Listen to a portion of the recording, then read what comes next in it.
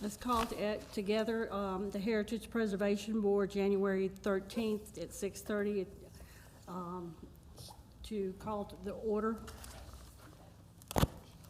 Call the roll. Johnson. Bird. Here. Ms. Cornell. Here. Ms. Hallett. Here. Rucker. Here. Ms. Ryan. Here. Are there any public comments on anything not on the agenda? Please come forward, speak in the mics clearly. State your name and address. Evening, Heritage Board, Anita Protas, 901 Bayshore Drive. I'm here to thank you for your stand on the St. Nicholas Church issue. I want to thank you for your support. It was a hard fight. As I got up and made presentations, I stayed within the law, the rules and regulations of historic preservation, and the rules and regulations of the historic preservation and how we got our destination as a national cathedral. Sadly, there were 3 commissioners that didn't listen. They voted in favor of the church. I hope we don't lose our historic destination. And I have spoken to Tallahassee, to 2 agencies about it, and they didn't uphold the oath that they took for the city of Tarpon Springs, and that's sad. The issue is it doesn't belong on the feet of St. Nicholas Cathedral, and in 10 years after it's there, they're going to say, what did we do? But you did right, you fought hard, and I want to congratulate you on that. I'm just sorry that more people didn't come out. Now they say, well, what happened? They weren't here to support me in my efforts to stop it. It got ugly in here after the vote. It got ugly outside, but that's all over with. And it's sad because we're chipping away in Tarpon Springs, little by little, our historic values in Tarpon Springs. We're chipping away what we have to preserve. And it's sad, as the minister said one Sunday in another church, that everything's growing around Tarpon, and you expect it to. We don't own the property. Everything is modernizing, but we need to look at what we've got in Tarpon Springs and keep it and expand on it. Because as all the hustle and bustle goes around us, they're going to be happy to come to Tarpon and see some beauty, some history, and what we have here. But I'm going to tell you, my prediction is in 20 years, we're not going to be known as a historic city, and I think the sponge docks will be gone the way it's going now. Hopefully it won't. You have a hard road ahead of you with things coming up, but I was very, very happy and honored that y'all stood your ground that night and voted as a whole against the project. All of this was done when I was a commissioner in the 80s and the 90s. We worked very hard to get what we have in Tarpon kept as historic preservation. And the attorney did an excellent job that night, regardless of what they think. Greek people do not own this town, and they have to follow the law and the rules like everybody else. And I was saddened that they said that because I'm of Greek heritage too. But you did an outstanding job, and you listened and you followed the law like you're supposed to, and our department here in the city for you did a great backup. It's one of the best I've ever seen, and I thank you very much. Happy New Year. Thank you.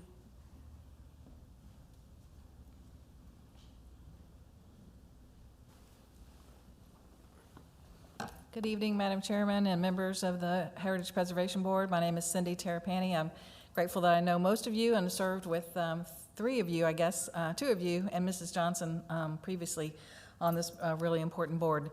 What I wanted to talk to you about briefly tonight was the status of the Design Guidelines grant. I saw in the last minutes, and I've been following this because I think it's really important, as you well know, that these Design Guidelines are over 20 years old.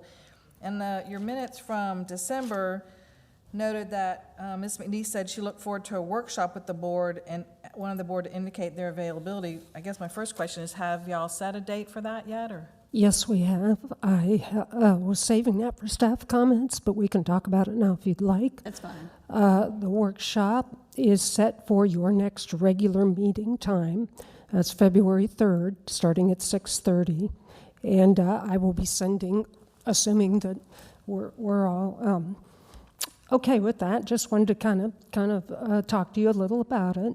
I'll be sending out an email in the morning to this board, past members, and a couple other people who expressed interest and got on an email list. We'll be producing flyers. Hopefully, people will spread the word, and we will create a larger email list and go from there. Thank you. Thank you. Maybe I can make, if you wouldn't mind, Mr. Chairman, a couple of comments about that and the process. Clearly, public involvement in creating these design guidelines is going to be key to compliance. All of us who are property owners, and many of you on the board I know are as well, we want to know how those design guidelines are going to affect the plans that we might have for our property and how they're going to affect other people's property, because it's all part of the whole. Because what happens on one property within the district affects all of us in terms of value and historical integrity. So I'm really glad to hear that there's going to be a workshop on February 3rd. I don't know what other agenda items you have, but I would, if you don't have any, and that's going to be the whole agenda, I think that's great. I would suggest, however, that you send notice to every property owner with those postcards you guys have for all the property owners in the district to let them know about it. Maybe you're already planning this, but a special web page on the city's website that directs you, that has all the data about it. Because if people don't get involved, aren't aware of it, they can't be involved. If they're not involved, then you're not going to have compliance. And we all know there's some pretty serious issues that need to be upgraded and updated in the guidelines. A couple things that come to mind for me that we wrestled with all the time was window replacement. How much, what kind, where, on what side of the building, the front, the back, whatever. New materials, modern materials, when are those allowed? When are they appropriate? When aren't they appropriate? And then the other big issue that I think the design guidelines didn't do very well 20 years ago was new construction. How to site a building, what kinds of materials are allowed, can you use new materials or not? What is a design, is it supposed to look exactly like something else in Tarpon, or it can be a new design? Personally, I favor the latter with some historical representation. But I mean, all that needs to be fleshed out, because that section on new construction wasn't very detailed. Maybe because no one thought anyone's going to build, but we sure have seen a lot of it in the historic district, which is great, and we want to continue that, but we want to make sure that the new designs are really effective. So I appreciate very much that you're doing the workshop. Like I said, I think you really need to spread the word to all the property owners and let them know about that. And then I would also suggest that when drafts are developed, or sections of the, I don't know how you're going to organize it, but if sections of the guidelines are completed by the consultant and by you, that you post that on the website, allow people to comment, because the more people are involved, I think the better result you'll have in the end. If you have a document that, generally speaking, there's general consensus. Not everyone's going to be happy with everything, but if there's a general consensus by the property owners about how those design guidelines affect development in the district, I think you'll be much more successful. And then I was asked this some time ago, and I apologize for being a little slow in response. And I wish Ms. Johnson were here tonight. If I could pass this around. Some time ago, Ms. Johnson asked me if I was aware of any good resources for training or technical information. And so I knew of this group, I just kept forgetting to print it out. So what I'm passing around is a page from the group that's called the National Alliance for Preservation Commissions. For a really, really inexpensive fee of $100 for the year that covers the entire commission and all of your staff.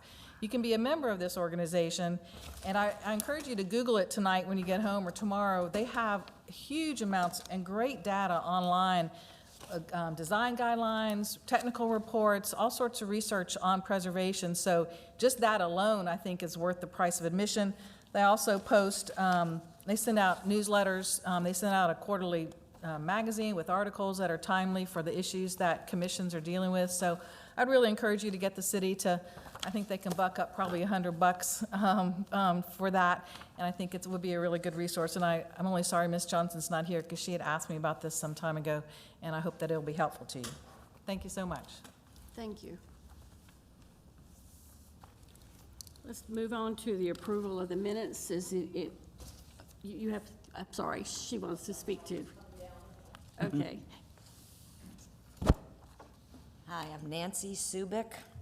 And I was here to inquire about the new street signs that are on the other side of you, Will you alternate 19. state your address, please, for Oh, the I'm record? sorry. I didn't hear her say that. 334 East Orange Street, Tarpon Springs, Florida. I live there and I own the property, and you probably know it as the Pinder House. I was inquiring about the street signs that there's new street signs on the other side of alternate 19 that say historic and then the name of the street. Who was in charge of putting those up? Pat, Would have been our Public Works Department, depending on where they are and what they are exactly. Okay, I'm inquiring because not all the streets that are in the historic division have those signs. And I'm wondering if the rest of the signs will be, That's a good question for them. I know it's a relatively new program, and so they didn't do all the signs at one time. It could be that they're phased in. But I can certainly put you in touch with Tom Funchen, our Public Works Director. I'll give you one of my cards. If you want to email me tomorrow, I'll put you in touch with him. okay, I'm off the electronic grid, so I'm gonna have to call you. Is there a phone number on there? I have one other thing I'd like to speak on. The speed limits in the city of Tarpon Springs, especially the historic district. I don't know if this is something you can help me with. I've already been to the police department because they're the ones that I guess set the standards on how fast you're gonna be going. And I just find that 30 miles an hour in the historic district is way too fast. These streets a lot of times become one-way because you've got cars that park on them, and so people are just ripping up and down these streets when we have First Friday or any other activities that close off the downtown area. People are trying to cut through because they don't want to wait in the traffic. Everybody's in a hurry to get home. They're ripping around, blowing their horns. It's too fast. My recommendation would be that we lower it to a minimum of 20 miles an hour. What I think is even more effective is if you go with something that does not end in a 0 or a 5, like 19 miles an hour, 13 miles an hour, 21 miles an hour, because that's an eye catcher. When you see that, you're like, did that just say 21 miles an hour? And then you're waiting for the next sign so you can see it. So there's no excuse for anybody to be going that fast. Tarpon Avenue is 30 miles an hour. Gross Avenue is 30 miles an hour. Between one stop sign and the next stop sign is about 150 feet. There's a 30-mile-an-hour sign in the middle of that. So in order to get from one stop sign to the next stop sign and get up to 30, which is the legal limit, they're flooring it. And we have animals, we have children, we have people that can't park in front of their house. They have to park across the street from their house. They get out, people are ripping down the street. And so I don't know if there's anything you can do to help change that. Or do I just have to continue to go to the police department along with the other people that are on Gross Avenue? They've all called, they've all done, nobody wants to do anything about it. So I don't know if there's any help I can get from you, a letter, email to the police department, trying to slow the speed down. And yeah, that you are correct in that. That is outside the purview of this board, and the police department is the correct agency that sets those speed limits according to traffic conditions and traffic So I just need standards that they have. I just need to keep going back over to the chief of police, or should I attend another meeting for the commissioner meeting? You could address it at the Board of Commissioners. When you talk with Tom Funchen, you could ask his opinion about it. He may have more insight, but Okay. yeah, the police are in charge of parking on the street, speed limits, those types of things. All right, thank you. thank you. Is there anyone else who would like to speak? Okay. Let's move on to the approval of the minutes. I'll make a motion that we accept the approval of the minutes as read. I second. Roll call. Ms. Ryan? Yes. Mr. Sprecher? Yes. Ms. Hallett? Yes. Ms. Cornell? Yes. Ms. Milford? Yes. And then we're going to move on to the organizational meeting, the election of chair and vice chair. Does anyone want to nominate someone? Sure, and Chair, if I may, any person can nominate anyone on the board, present or not, and you can also nominate yourself. There's a nomination, there will be a vote for that, and then you'll go to the vice chair the same way. Okay, So is there a nomination for chairperson? myself, because I am chair right now, right? So I would have to hand the gavel over if I wanted to do So that. this is organizational, so you could nominate yourself, or someone else could nominate you. Okay, I nominate Laura Milford as chairperson. I second it.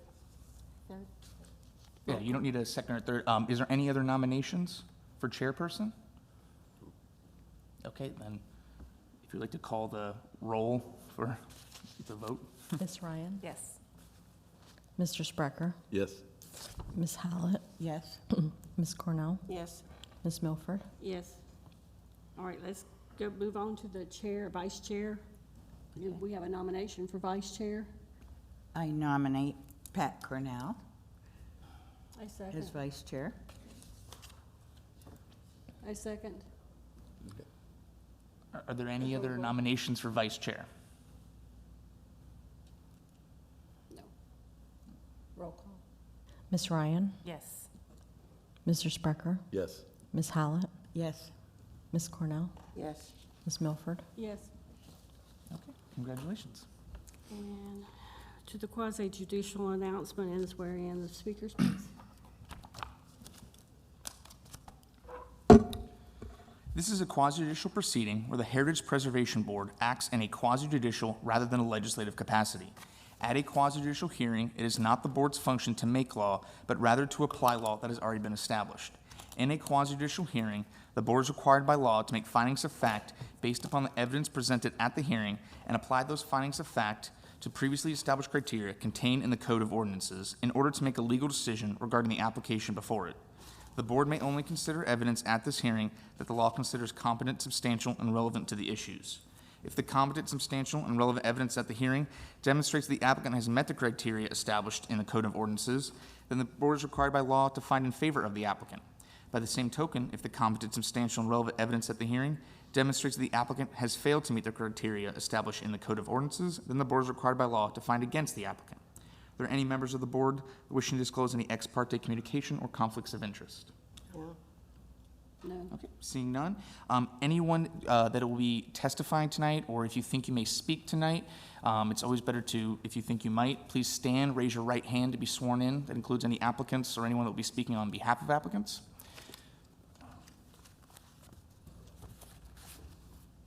And raise your right hand. Do you swear or affirm the testimony you're about to give is the truth, the whole truth, and nothing but the truth? So sworn. Okay, we're going to move on to application 19159. That's 220 East Orange Street. And before we do that, I want to make sure that every board member here has seen the termite report that was handed out right before the meeting, has had a chance to look at it. Okay. So, Pat, do you want to? All right, this is a request to completely demolish the structure located at 220 East Orange Street. This is listed as a former residence and warehouse that did serve as a sponge warehouse. This is a frame vernacular structure. It is contributing to the local district. And the property appraiser and the master site file form agree on the approximate year built at 1905. The building was altered in the 1920s with a two-story addition, and asbestos siding was added in the 1950s. With respect to your criteria, starting on page 2, with criteria 1, this building's historic, architectural, and cultural significance are all tied to the purpose, which was a sponge packing house, which is a significant building type in Tarpon Springs. It's a frame as far as the, and got a little bit brief about the history of sponging in Tarpon in the report there. This, as far as its form, it's a frame vernacular with a two-story section added to the front. The most notable distinctions of the building itself are the steep pitched roof, decorative rafter tails, and drop siding. There is a copy of the Sanborn Fire Insurance Map there in your report, showing the original rectangular structure with sponge drying platforms on the north and south sides, and it looks like the two-story addition was placed where the north sponge drying platform was. With respect to item 2, the building is important in its direct association with the commercial sponging industry in Tarpon Springs. And it's not located down close to the water, but there were a lot of packing houses in Tarpon Springs. This is one of at least 24 or so regular packing houses. And if you read our, just the summary in our historic survey, you'll find that apparently there was a lot of sponge packing and drying going on in the city, including behind residences. So you will get some of those noted structures that used to be behind residences. With respect to item 3, the building itself is a fairly simple frame vernacular. The design and detail could be replicated at almost any location. With respect to item 4, I've got a list of sponge warehouses. I've come up with 4 sponge warehouses that are located within the national and local historic district on this list. I've been told anecdotally of a couple more buildings that we have that may have been sponge warehouses before that are not in that warehouse form, but they were just used as sponge warehouses. We do have at least one that I know of outside the district that was demolished a couple years ago. As noted here, there's one on the list here that is on the master site file list, not in the districts, that apparently no longer exists. That's the one on Gulf of Mexico Sponge Company. With respect to item 5, the applicant has not provided information on the future use of the property. They may be able to elaborate on that. This is in the T4A Transect District of the city's special area plan. That transect allows a wide variety of residential housing products, transient residential, office, mixed use, and some limited retail uses. With respect to item 6, whether reasonable measures can be taken to save the building. In your packet, you've just received the termite report. You also have an engineer's report, a statement from a contractor, and we also have a condemnation of the building by the city's building official. Based on submittal of those 3 written opinions from those experts, it was concluded that the building is beyond repair and there are no reasonable measures that can be taken to save it. With respect to item 7, again, the city's building official and the applicant's engineer and contractor have all indicated that rehabilitation of the property is not feasible, and all recommend demolition as the only option. The engineer's letter does outline the issues with the basic structural members of the building, including the foundation supporting piers, the flooring system, walls, and roof. So this compilation of evidence supports the conclusion that rehabilitation of the building is not economically or even physically feasible. Staff is recommending that the board hear all the evidence this evening, perhaps hear from any experts that may be present, and to help use that to inform your decision on this project. Property owners within 500 feet were sent notice, and we did not get any written response to the notices on this. Do you have any questions? Anyone? Would the applicant like to come forward or their representative to speak on this? Okay, please state your name and give us your address and who you are.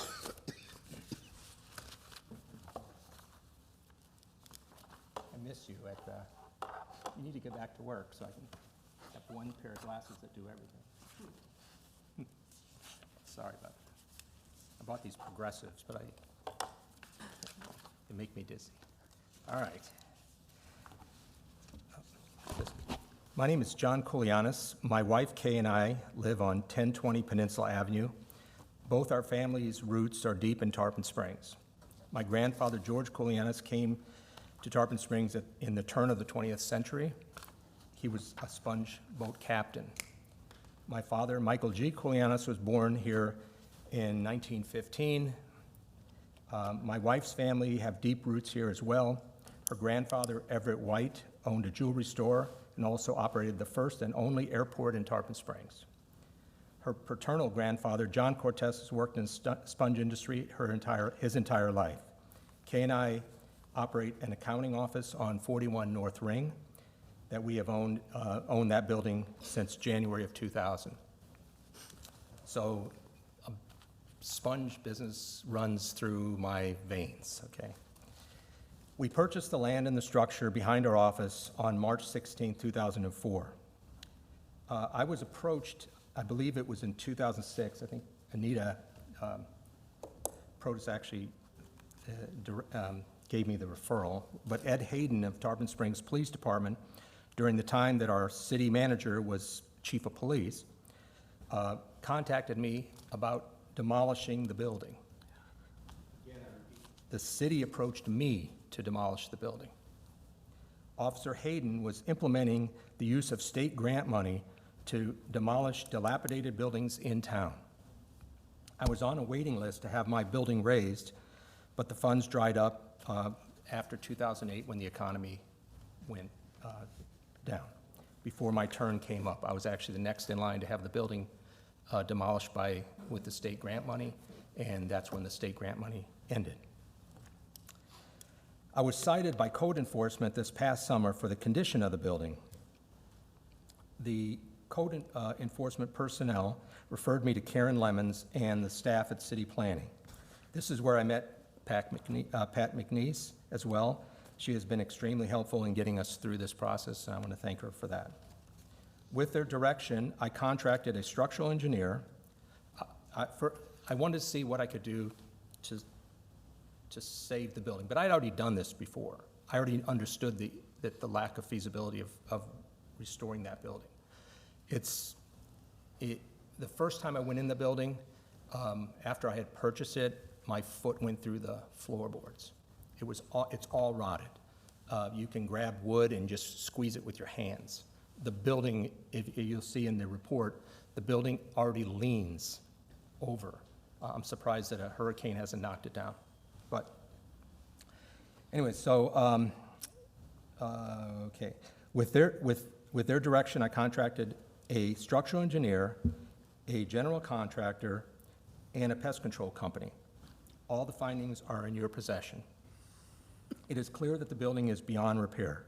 Furthermore, during the last month or so, the city itself has condemned the building as unsafe and a dilapidated structure. I was going to actually read the things, but you already read them off the report.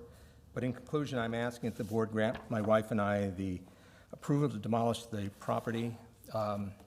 Again, there's no salvaging it with any feasible or economic.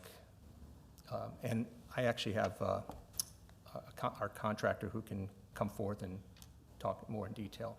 But if you have any questions of me before I sit down. Does anyone have a question? In the 15 or 16 years since you bought the property, Yeah. has there been any effort to rehab it or save it? Well, and, you know, I've always thought, since the time I was approached by the city and actually saw the condition of myself, I own the property behind it. I own the property on Orange and Ring, which is where I have my accounting office. I own the 220 Orange, and I also own the property that's on Safford and Orange. So I have the whole continuous property. That's the reason I purchased that. That was the last piece that I bought, because I bought the lot, and then the other, and I bought the one when it came up for sale in between. The, after 2008, first, the economy was terrible. Like everybody else, whether you ask Mr. Kokalakis or whoever's been trying to develop downtown, we've all been waiting for comps to come up, right? If this property were in, Dunedin, you'd move forward with building because the prices and the economics would make sense. Tarpon's getting there, right? But between 2008 and now, it hasn't been feasible for me to do anything with that property. But now, I believe its time has come. Tarpon, I think, is there the question now. was, though, when you purchased it in 2004, there was nothing done to try to see if it could be saved in 2004? No, because it was in the same condition it's in now. Okay. Yeah, and that's when the city. In 2004, is that when the city contacted you They to say contacted we me. needed to? I bought it in late 2004. They contacted me around like the first part of 2006. Okay. Yeah, and then they said that they had looked at it and said, yeah, it needs to be torn. And I think before that, at that time, it wasn't a contributing structure. It was in the historic district, but Mr. Hayden told me it was not a contributing structure. And I was next in line to have it torn down. Okay. And I already had the bids and everything, and then the grant was supposed to come. Anybody else have any No. further questions? I think Tarpon is a Greek community, basically, with a Greek heritage, and the whole importance of Tarpon is its heritage, its Greek heritage, which is everybody is trying to preserve as much as possible. According to what we've been presented, there are only 4 of these buildings left. Mm-hmm. And that's an important part of the Greek heritage of this town. Dodecanese has lots of T-shirts, lots of everything, but actual buildings and artifacts that are from the beginning, from when it actually took place, of the 4, you're asking us to destroy one of them. And I feel it's a very important part of the history of Tarpon. I understand that, but what's the option? That's, That's I think the pro- option could have been considered 16 years ago when it was feasible. well, 16 years brings a This lot of building's, rocks. well, you understand how old the building is, so it didn't get in the shape it's in the last 16 years. I have, boarded it and tried to keep it safe, insured it. This came about because of the code enforcement violation, so that's why I'm here. So my hand was called. So I'd like, if Robin Hancock, yes. There are buildings all over the country that are condemned, but yet your building, there isn't a day I go by it that I admire it. Yeah. It's like, that's why we live in Tarpon, it's your heritage, and to take it down. It seems like there is some organization that could save this building. A historical, look at, you go around Europe and you see,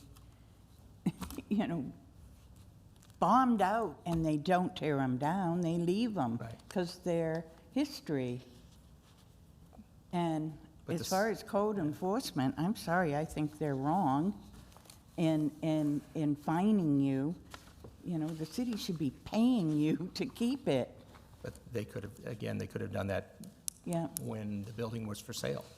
The city could have bought it and right. done what they wanted to do with it. But I think it's a crime, an absolute crime, to take it down.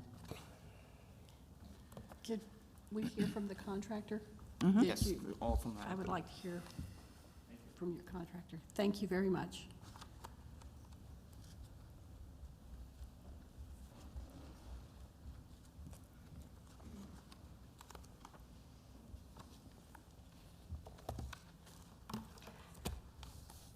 Hello, my name is Robin Hancock, and my office is at 122 East Orange Street, Cranebrook Incorporated. I am a neighbor of this property as well, and have been a part of remodeling and restoring buildings since the mid-'70s.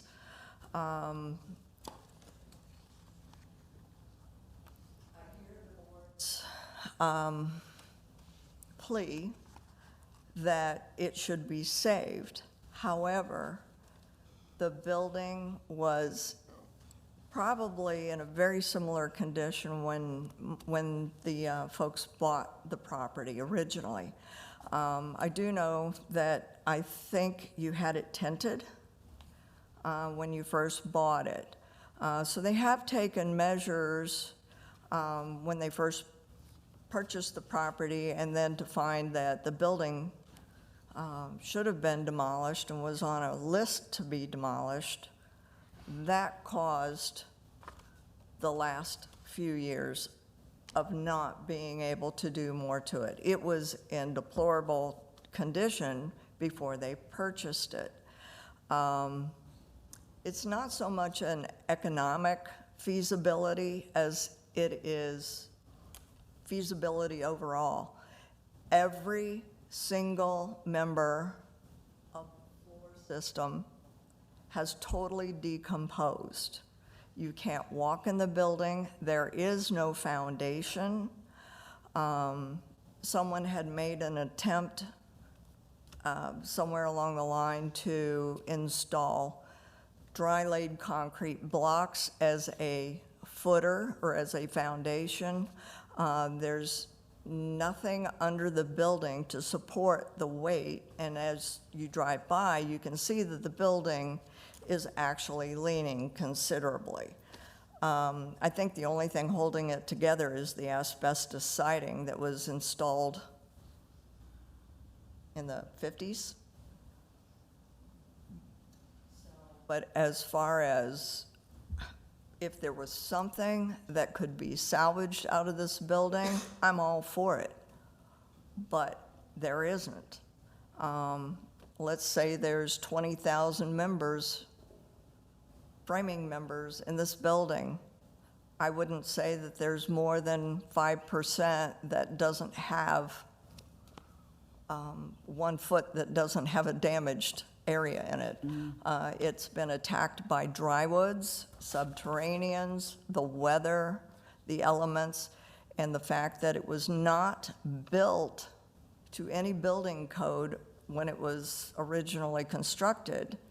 Nothing is reinforced, nothing is connected. It was just kind of haphazardly put up by the locals. Is it possible, you know how Christopher Still did his art, his studio, I think it's Lime Street. He kept the fascia, you know, the front of the building, and then, I don't know, I assume you're gonna build on it.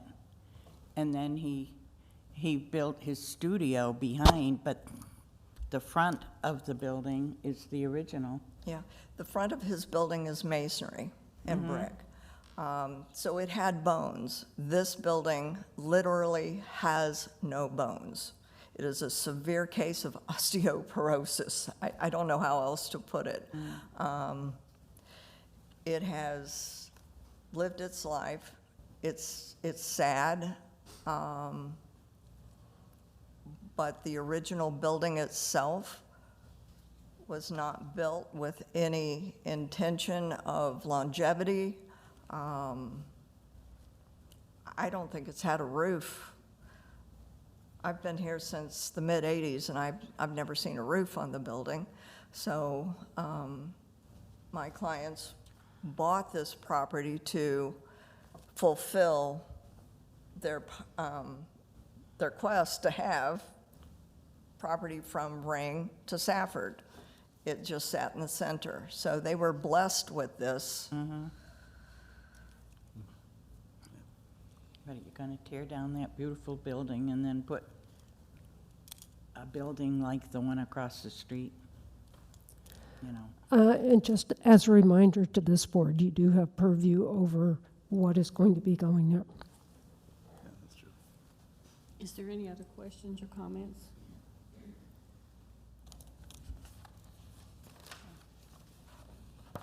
Thank you.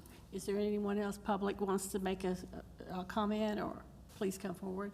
Thank you very much.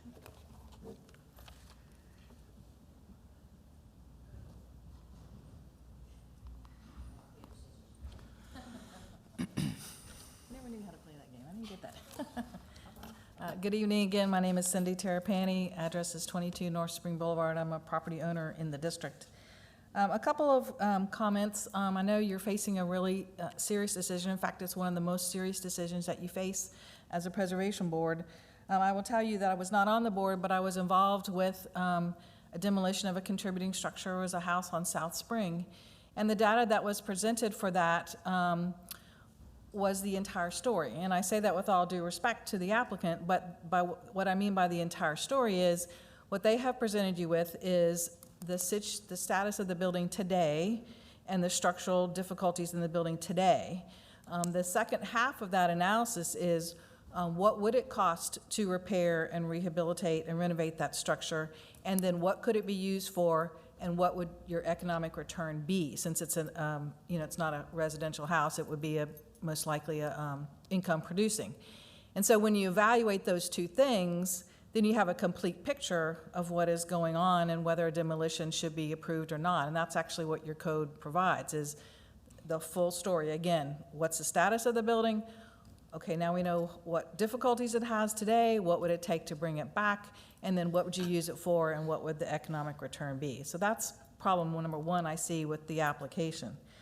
But the bigger issue is that this warehouse is really unique to Tarpon Springs. It's a building type that no one else has. Perhaps in the Keys or the Bahamas, maybe they do. I think there's one in the Panhandle. But it's a really unique structure to Tarpon Springs. So towards that end, I would suggest to you that we really need to go above and beyond and look at all the options. And I would hope that the applicant would consider a continuance of 60 or 90 days to let the preservation community in the city rally around this, see if there's someone who could purchase the building and move it, or purchase the property from them if they no longer want the property, or, there's got to be some other solution besides this irreversible solution. So that's what I would suggest to you. There are CRA grants available for properties within the CRA, and I think this is, although I didn't have the CRA map with me. So that's one possibility.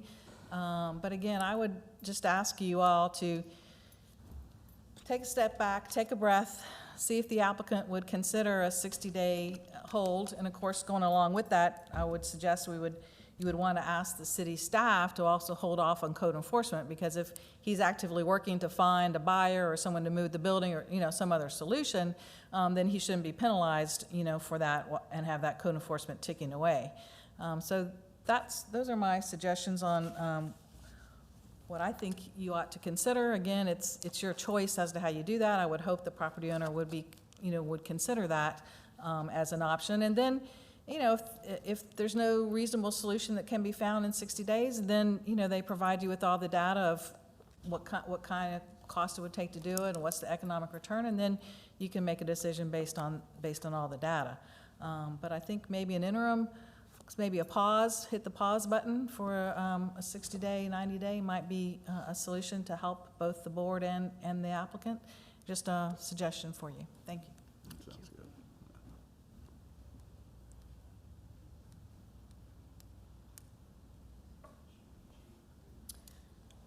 Nancy Subic, 334 East Orange Street, Tarpon Springs, known as the Pinder House. I don't think that the building should be taken down. I don't believe that the city should have come to him to tell him. I don't believe that code enforcement should have been involved. The Historic Preservation Committee is the one who should be approached. I think maybe the city needs a little little spanking for even doing that. My house was built in 1910, and because I've kept it up, I've got a metal roof, which I believe the applicant's building has a metal roof. That metal roof should be lasting for 75 to 100 years, so it shouldn't even need to be replaced. If I do recall, about a year and a half ago, someone presented to the board They had a detached garage, and they wanted to tear it down because one side of the building was not good. They couldn't find anybody that could do it for them. It was either too expensive or somebody didn't want to do that small of a job. And you guys sort of gave them like a verbal spanking and told them that they were not allowed to tear that down. And this was a garage in the back of someone's house. This really didn't have any sort of historic value, if you want to call it that, like the packing house does. I think it should be brought back. I think there should be some sort of a sign on it that says what the historic value is of it, like we have at the Stafford House. And I guess that's it. Any questions? Okay, Thank you. Anyone else? Thank you.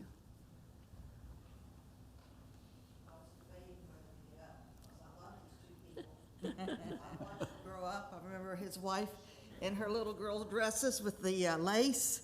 Her mother kept her up, dressed like a queen. Her husband keeps her dressed like a queen. I remember him when he was little. And I remember my grandfather taking me to the white jewelry store when I became 13 and bought me my first real pair of pearls as a rite of passage in Southern history. Please state Anita your name. Protus, 901 Bay Shore. I grew up across the street from your house that I got aggravated with you on Epiphany, putting the cones up and wouldn't let people come up unless we wanted to park for $10, which everybody in town was doing, what the city's going to have to stop. And the Pender House, they've taken good care of it. They've done wonders with it. My house where I grew up was right across the street on the corner. And then we lived on Orange Street. 901 Orange Street, 209, that's what it was. And the house that my husband's family had was the first hospital in Tarpon Springs. The first hospital. And it had an outside door to go upstairs for patients that didn't need intensive care downstairs. We moved out, and I wasn't in office then. And the city came to me, they said, we need to have that house torn down because it's too old. And I fought it, but the city commission went ahead and said it had to be torn down. I have had so many people say, do you have pictures left of the first hospital of Tarpon Springs? The hospital came to me, they said, Anita, do you have anything from the first hospital in Tarpon Springs we can have historic? I said, no, the city made me tear it down. Now they're sorry that they did, but that's too bad. There's 2 new houses on there, and that's the way they wanted to go with Tarpon Springs. The packing house was our playhouse growing up with the Sagonis children. Mr. Sagonis bought it years ago, and it was a very active warehouse because it was close to the train station. I'm just giving you a little bit of the history on it. And the people who had it before Mr. Kolianis bought it, I don't know how much they did with it, but I think there's a roof on it. If it didn't have a roof, with all the rain, it'd have fallen down if it's in that bad condition. I like what Mrs. Terrapini said, but I would like to have 90 days, give him extension of 90 days. I'm gonna go see the police chief tomorrow morning, first thing, for code enforcement to leave him alone. And I'm gonna get to work to see if we can find a piece of property. We buy it and how much it would cost to move it, and let's get it moved for historic preservation. If he doesn't want to do it, that's his prerogative, but I'd like to ask for 90 days to see what we can do with it, see if we can find a piece of property that someone will let us move it, how much it's gonna cost to move it, go out and raise funds for it and get it moved. If we can't, then, he's the winner on it. But I hate to see it torn down. And if it takes $500,000 to rebuild it to what it was at the beginning, that's historic preservation. And if we can go get grant money or anything to help it, but if he doesn't want to, then I understand. But I think he's worked with us so good in the community on programs and issues in the city that maybe he'll consider this tonight, and you give him an extension, And like I said, I'm gonna go see the police chief first thing in the morning on code enforcement. We're losing too much, and we've lost a lot already. And it may not, movers may tell us we can't move it. It'll fall apart. See the Safford House moved around the bayou. I think that's important, nobody sees it. And where the SunTrust Bank is now, that used to be our Ferris packing house. And he went downstairs and had clipped sponges so he can get him to the train station. And I didn't come here to speak out on this, but it's something that we can consider if the applicant wants to do it. If he doesn't, if he's got plans, you know, I don't want to interfere on anybody's plans, but if he would allow us to have 90 days to see what we can do to preserve it. There's 2 on Park Street, and there's one on, what's the name of that street? Off of Canal, there's one, the Caracas, and I forget where the other one is. But they're very important to the heritage of Tarpon Springs. They certainly are. And if not, we're chipping away little by little. But it's up to the applicant, and, you know, I have to respect his wishes, but I'd like to have 90 days to see what I can do. Get a piece of property, if someone will donate it for us till we can raise money to buy a piece of property, or get the money to move it. If we can't, we can't, but they're good people. He highly supports the community, and we're all proud of him, of his success. Thank you.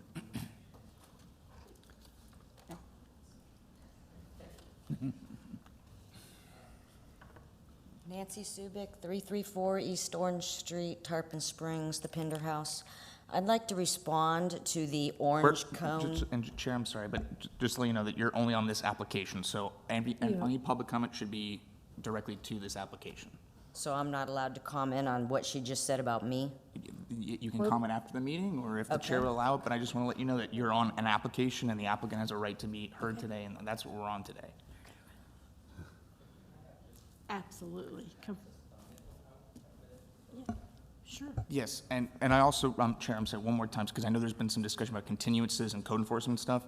Just to let you know, the applicant has a right to have an answer tonight. Yes. If the applicant chooses and you grant a continuance, then he may. Also, this board has no purview over code enforcement, so you cannot bind code enforcement in any way. I just want to make that clear for the applicant and the board. Okay, sure. Would you- I'm sorry? Anita will. Anita will. Yeah, I know, ma'am. I just got to keep it, Right. this is still very professional. We got to keep it all on the record, so. Hello, my name is Michael Driss. I represent Mr. and Mrs. Koulianis. I think the idea that Mrs. Terrapini and Mrs. Protas have is something that the Koulianises will consider. As this gentleman pointed My name is Patrick I'm Perez, sorry, Patrick. board attorney. As he's pointed out, you have no privy, any control over what code enforcement does, so forth and so on. He's presented evidence that the building is beyond repair. If he could repair it, I think he would repair it. If the city, again, you have no control over that, is interested or can move it within 60 or 90 days, I think it's saving the money of having to demolish it. So I don't think that there'd be an issue with that. But I think what needs to happen is you need to vote on it, subject to the city moving it within 60 or 90 days. Because he's going to have to go through this process again. Come on.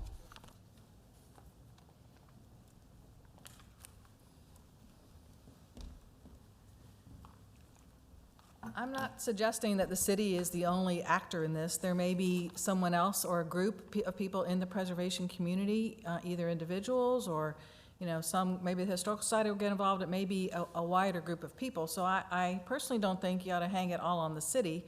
I think if you decide to give some time, and quite frankly, you do have the right to make that continuance, that's a decision that you have the authority to make as a board, and hope, sounds like they would agree to that.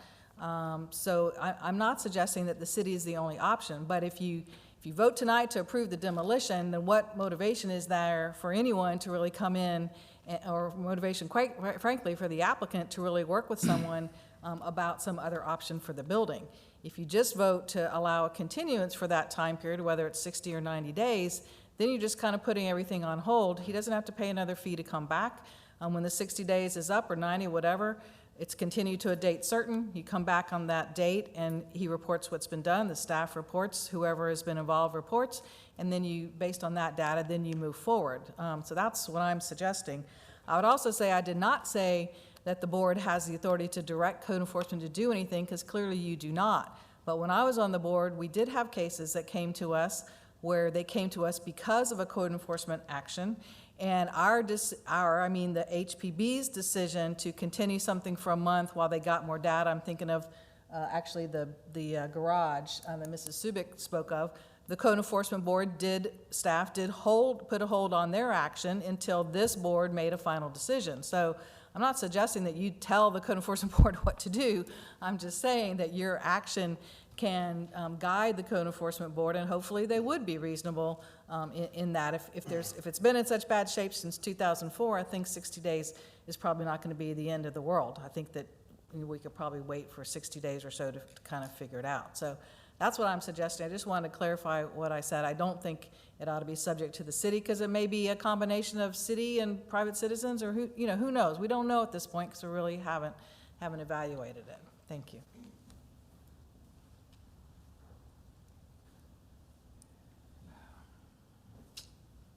It's not up to the city. And I didn't say the city. My point is, if he agrees to give us 60 or 90 days, your motion should be that he would not have to pay another fee to be heard. It's a continuance. My point is going to the police chief and asking him for code enforcement to leave him alone and let us see what we can do. There are people in the community that donate money for historic preservation. They may not want to do it with this. They may not feel it's that important. If he gives us the time, let us start tomorrow, some of us, going out and talking to the people who support us, and let's see what we can do. If not, like I said, we support him in his efforts of what he wants to do.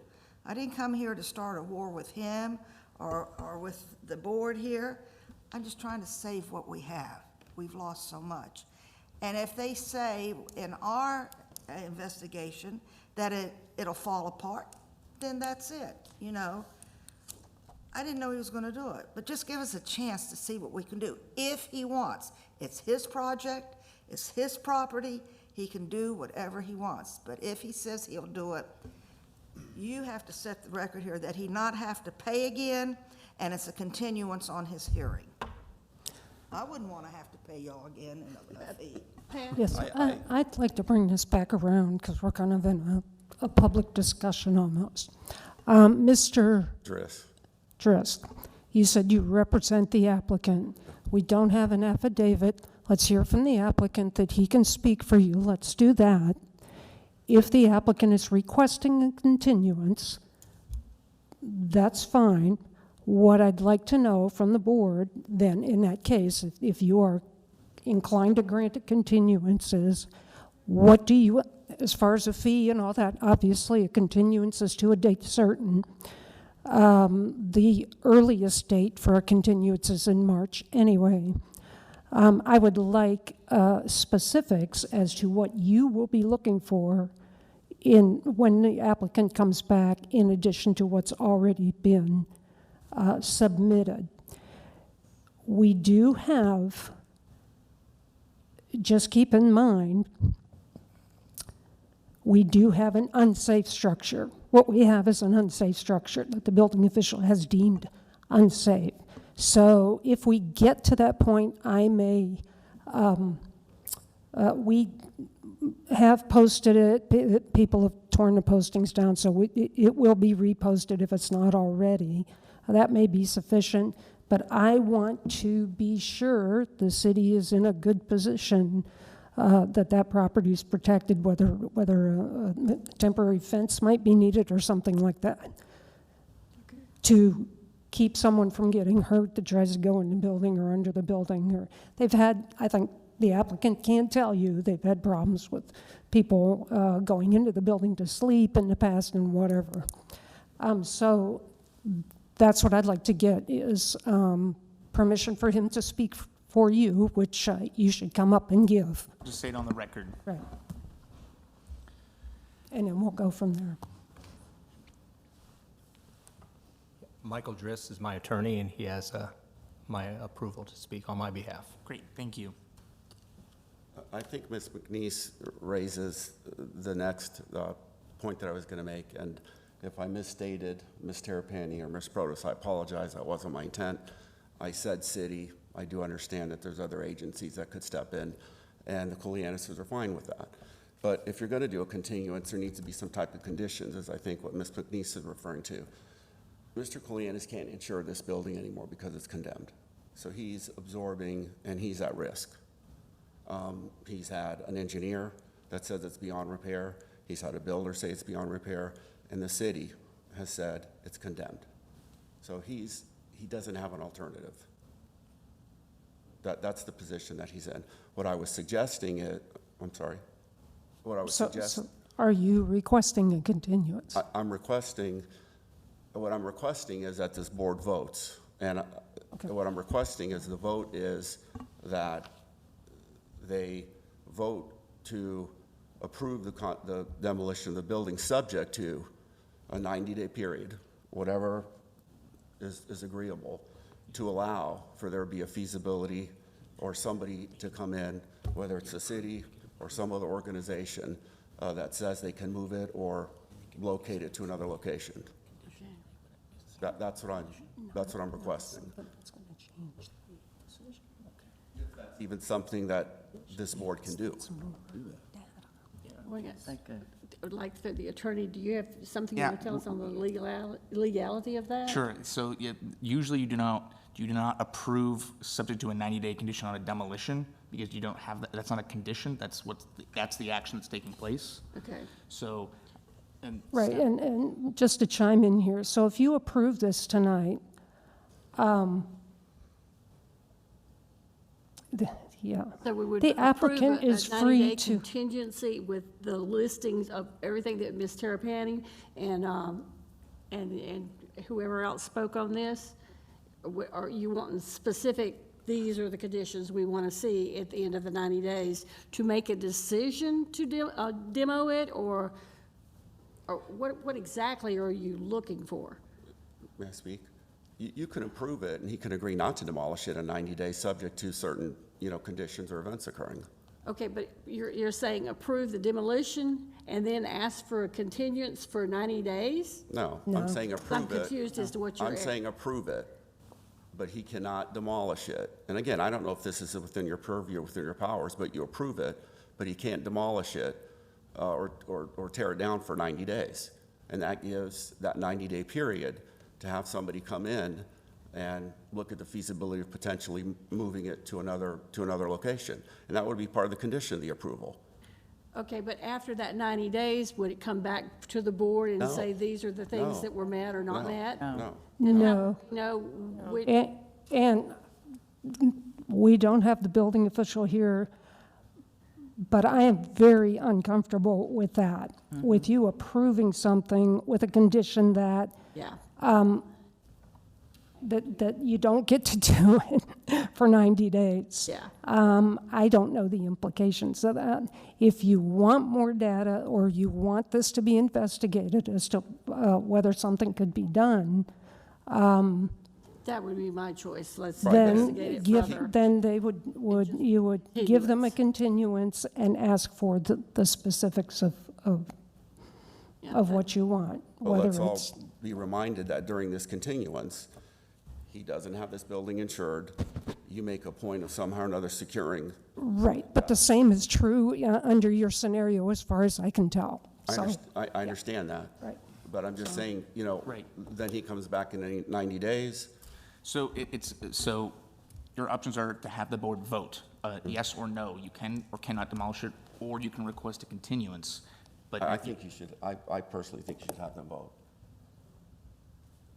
And then you can go from there. Yes. if you have questions of the applicant, you could ask the applicant. Excuse me, sir. How long have you not had this building insured? well, I've had it insured, but they won't insure a condemned building.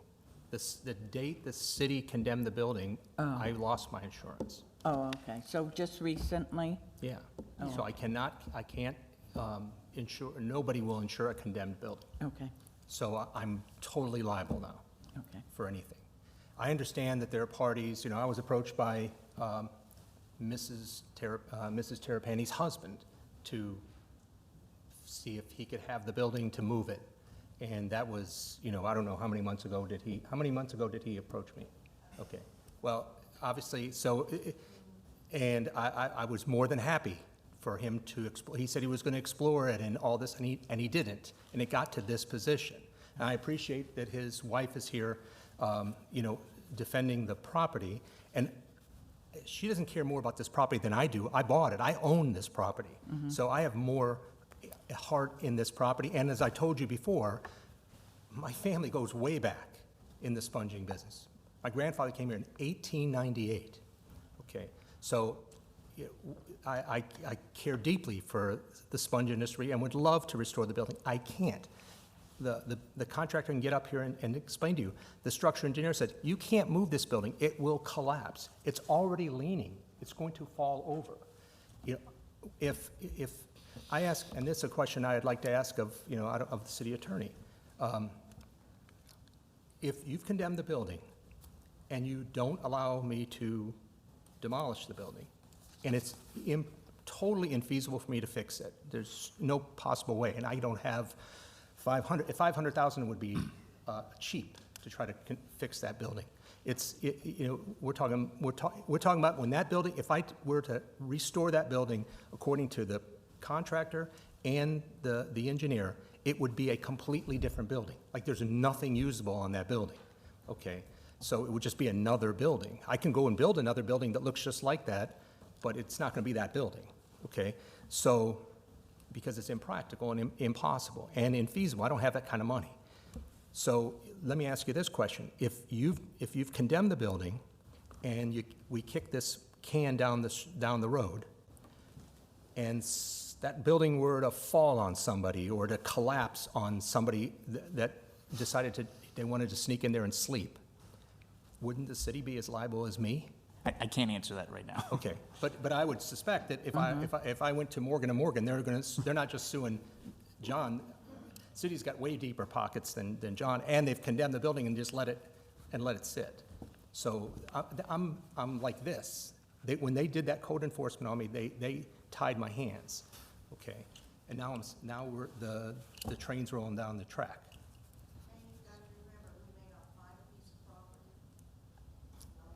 If you have more public comment, I'm sorry, we'd have to come up here.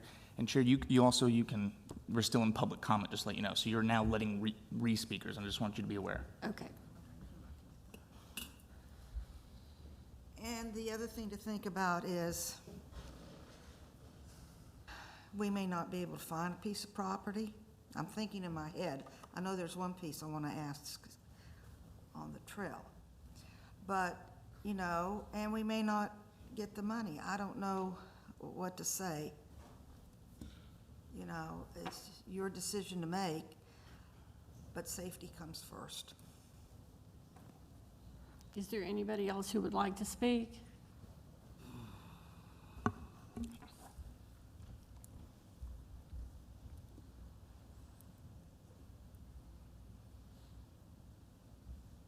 Robin Hancock, Cranebrook Incorporated, 122 East Orange Street.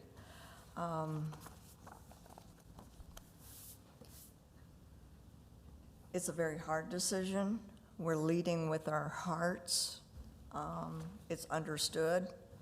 It has a lot of sentimental value to this town, but I think you're asking my clients to take a huge liability in the fact of bringing in someone trying to even evaluate the building to be moved. It's already been determined by the city building director, a structural engineer, and myself that the building is not safe and there's not enough structural member in any portion of this building to be able to move it. These are things that we looked at prior to coming to the board as far as, was there anything that could be salvaged? It's unsafe, and bringing people in to look at this building and try to determine if they can move it. You might get someone that really doesn't have the experience, but they have the heart. So they go in and try to move this building, and it collapses, which it will do. I have no doubts in my mind that it will just disintegrate. You're asking the clients to take a huge liability, having other people walk onto their property for something that is just impossible. Again, it's heartfelt by my clients and by the entire board. If there was something that could have been done, we would have addressed it and we wouldn't have been here tonight. Like John had said, we would be replacing the building with a building. There are no members of this structure that are sound. And it was done, they haven't been sound prior to my clients purchasing this property. It's been in rough condition for many years. Thank you. Anyone else have any other comments? I would like to hear what you would like. Do you want us to vote on this, or your attorney, whoever? I want to know exactly what you want here. Do you want a continuance, or do you want to vote as this application was submitted? You have to come to the podium, please.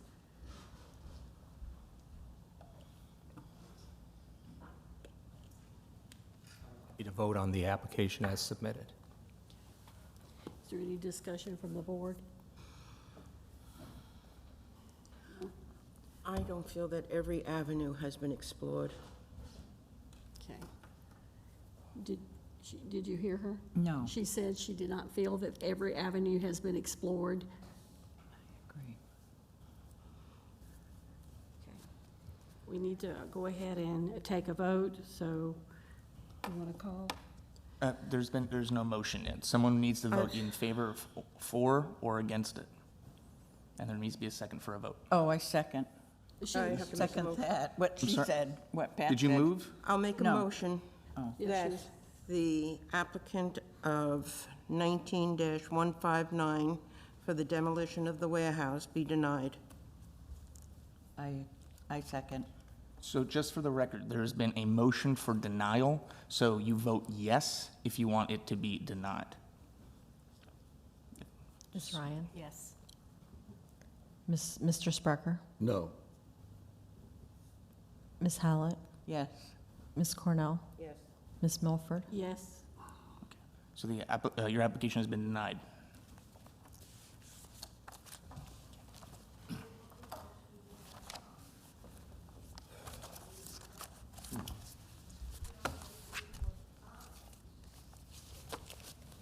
Now we need, Go ahead. we need to move to application 19-169, 101 South Pinellas Avenue, the replacement of the contributing structure. Did you want to make a comment? Denied. He didn't No. ask for one. He didn't ask for a time. He just asked for a vote as the application was submitted.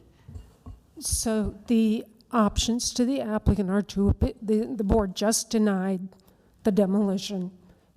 They can appeal that denial.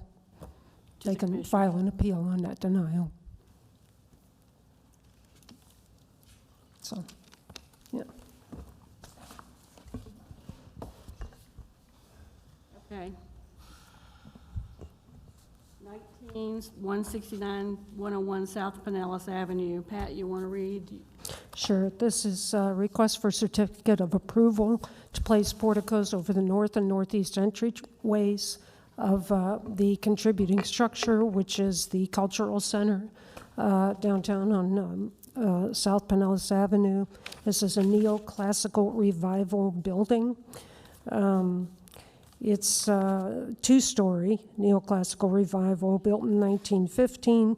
It is on the National Register of Historic Places, and the applicant is the city of Tarpon Springs, and the applicant proposes to place porticos over the north and northeast entrances to the building. It's really the east side.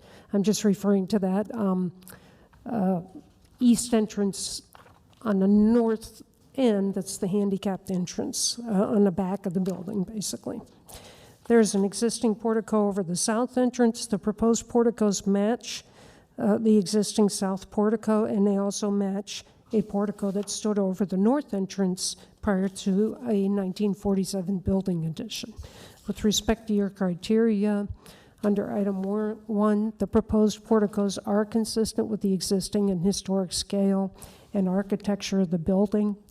And this is a prominent and unique building in the immediate area and in the district, and that is intentional. This was built as a civic building and is meant to stand out. And the scale of the porticos are appropriate for this building for the neighborhood context. With respect to item 2, the width and height of the proposed porticos are consistent with the architecture of the building. They replace or duplicate architectural features that were previously present on the building. And the undated historic photo that the applicant provided shows that previous portico on the north side. And the applicant proposes to match that design. With respect to item 3, this project will not interfere with streetscapes or views and should enhance the project that's being done over there with these added porticos. With respect to item 4, the applicant has provided a drawing showing the front and side views for each addition. On the north side, the applicant proposed to extend that existing entry gable that already forms a gable over, and that would match what was previously there and what's on the south side. And then in the back, they would create a whole new entry gable that would then dovetail into the existing gable roof. Okay, and with respect to item 7, the applicant proposes to match the materials, all the materials used for the existing south portico, including the clay roof tiles, the concrete cast columns, the wood gable, and the recessed ceiling. The existing stairway and ADA ramp and the metal railings will be retained on this project. And with respect to item 8, again, the theater addition that was done in 1947 was, if you look at the master site file form, that was deemed to be consistent with the building's architecture, so that is a later added feature that does have significance of its own right and is part of that project. And these porticos are consistent then with the entire building, including those past alterations. The project meets the Secretary's guidelines. They conform to the Land Development Code and are consistent with the comprehensive plan. And this project was noticed and no responses were received. Your recommendation, there's a typo in that. It should read, staff recommends approval of this application requesting to place 2 new porticos on this contributing building. Thank you for that clarification. Yeah. Are there any questions? Would the applicant like to come forward?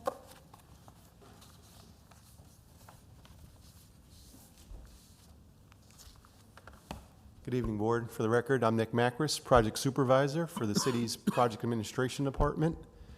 And like Pat mentioned, I am the project manager for the restoration of the Cultural Center. We're nearing completion And we feel that these two proposed porticos would greatly enhance the historical character of the building, maintain the integrity of the building. Right now, there's essentially two covered porches on the main entrance fronting along South Pinellas, as well as the south entrance, but they're omitted from the east side, the ADA entrance, the handicap entrance to the theater, as well as the north side of the building. So we feel that these porticos will also add to the historical character of the building, as well as at the same time enhance and provide architectural added value to the architectural components of the building. So I could answer any questions you may have of the details. No, I just make a comment. I think the city has done a fabulous job on that building. Just fabulous. Yep, we're getting there. Yeah, it's been a long time. Yeah, I'm proud to be part of the project. Yeah. I agree, it is beautiful. Thank you. Is there any public comments?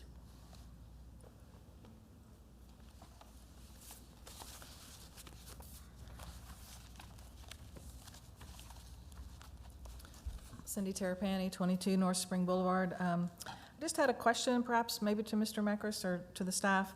On this, well, first of all, I think the city is doing a good job on the building, which several of us that are on the board today were involved in making sure the city did not replace all the windows. You all will recall that. That was the city's original proposal, and they elected to change when there was a significant opposition to that. I think it's a good addition to add the porticos on the north and the east.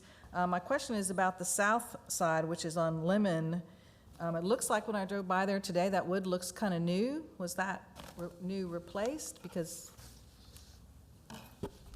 it wasn't, I mean, it had an entrance there before, but that wood looks really new. So I'm not, on the south side, on the Lemon side. So, hold on, so Chair, so just to let you know, it's in your preview, so if you would like to ask that question of staff. Okay.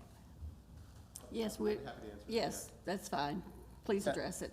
As far as my understanding, that's not part of the scope of the current project.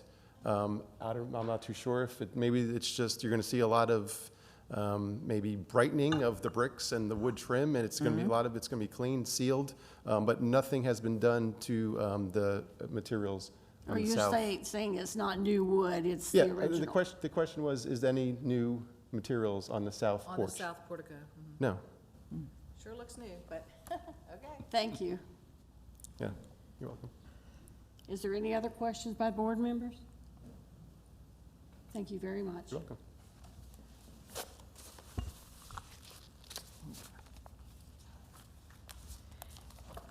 Chair, did you close public comment? I'm sorry. I'm sorry, go ahead. Did you close public comment? No. Okay. Is there any other public comments?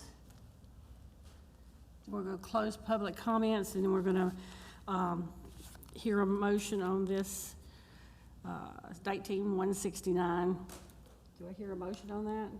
A motion that it, To approve? to or approve, yes, to approve, You're going to motion to approve? yes. I second it. I am so sorry, I cannot hear you.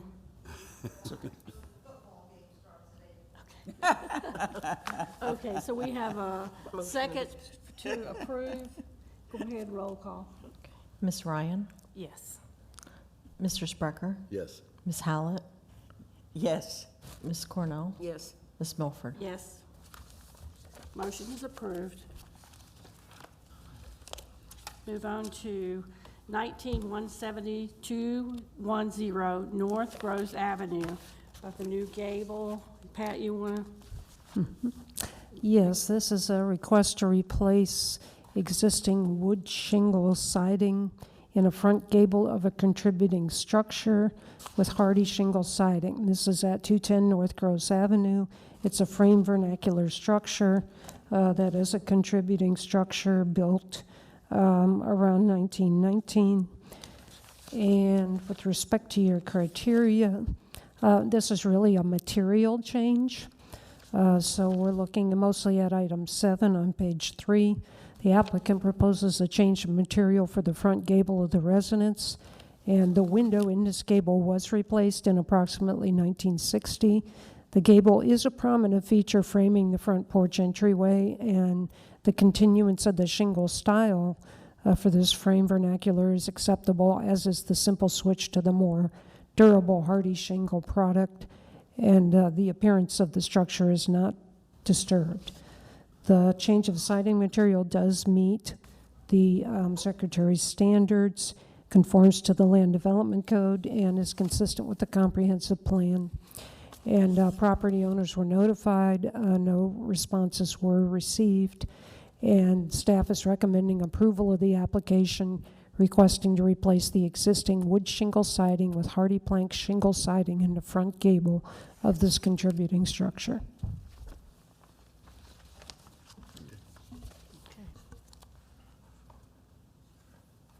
Would the applicant like to come forward?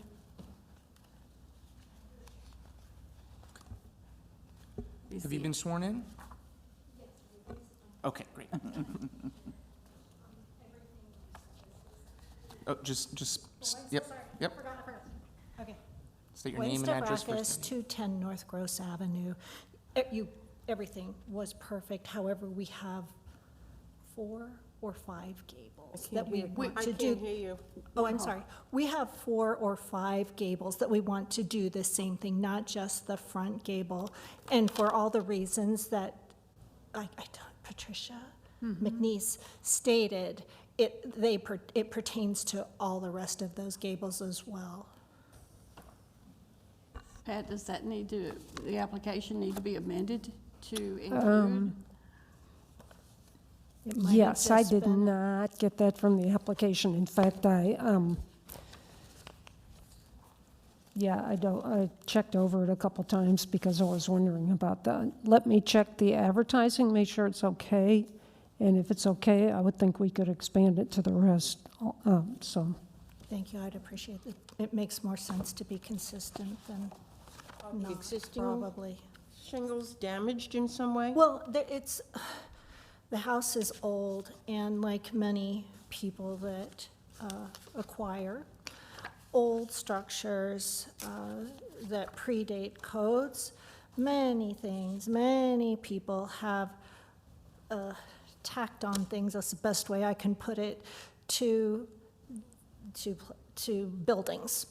So in an attempt to put it back to the more original state, which is a shingle, the hardy board is probably the most practical material to do that with, as far as durability and longevity. So it will look just like the original shingle, but it will be a much better material. So the existing shingles are replacements? They were replacements, yes. There were, long ago, some shingles, some siding, very inconsistent. There were several different things on different gables because they just did what they want. In fact, I even have a little place where there's some plywood that I intend to put some shingle up there. I mean, it's just, this is the state of old buildings. You know, you just have to do the best you can, and this is Do probably you the have best. clapboard on the rest of the house, and you're just doing the gable? Yeah, because the gables were shingles at one time, not shingles, Clapboard? yeah, shingle. Are you saying like shakes? Are they like a shake? Very similar to a shake. I'm so sorry, I wasn't planning on speaking. I just wanted to make sure I clarified that there was not just one gable. Where are But the this other would, gables? by making sure that all of the gables, It's just hard from the picture to tell what kind of material was there originally, whether it was a hardy, if it's the hardy, the regular horizontal it siding. wasn't or if hardy. I mean, what if you're gonna go from a hardy? Well, the hardy Flat, or is it the board, actual it's shingle? going to be the the scalloped shingle one. look. Not scalloped, but it's going to be straight, but it's the shingle look hardy plank.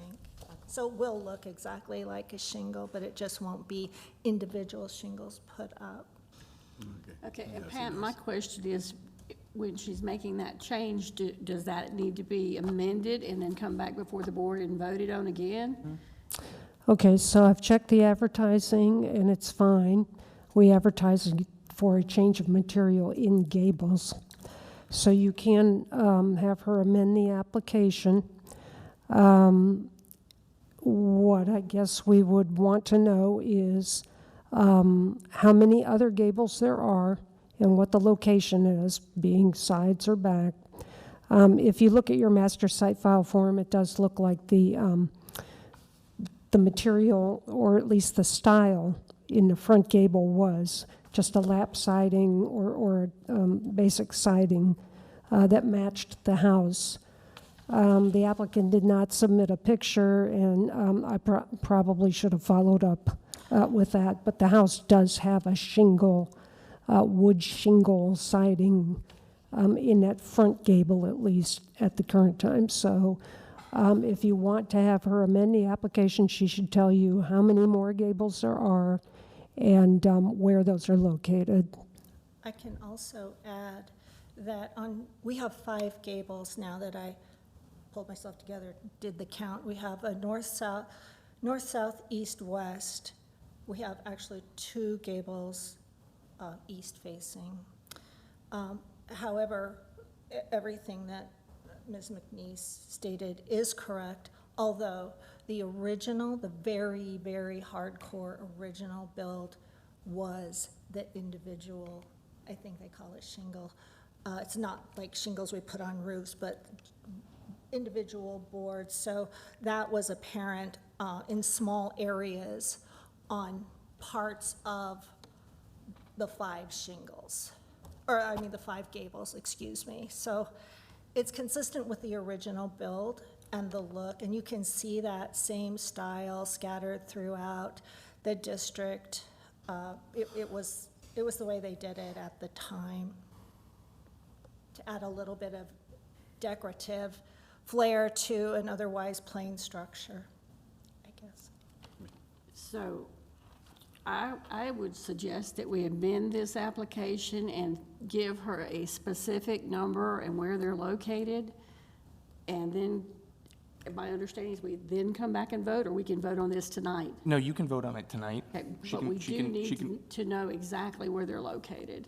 It's 5 gables, 2 east facing, and then north, west, and south. Okay. Is there anybody else that has another comment or addition to like- this? The material, is that like a shake shingle? Is that what you're, Well, like the Cape you'll have Cod to forgive me, houses like I always said, I have? wasn't really planning on speaking, so I'm not as, I didn't study up on this. However, many times in the early days of building, in the gables, they would put shingle. It's not like Like a we, wood shingle? yeah, there were Okay. pieces of wood And that were most natural often. color? No, they were most often, they could be, but usually they were painted. They were most often uniform, but didn't have to be. Some were Interesting. scattered, some were scalloped, some were Right. squared off, some were, so, that's what we're trying to get back to, because there are so many iterations of our gables through the years when the house wasn't even under our possession. It's So a you're- labor of love. You're planning to paint? Oh, yeah. Oh, okay. There you go. Yeah, nice. Any public comments, questions? Okay. Thank you very much for Thank talking to you. us tonight. Thanks for helping.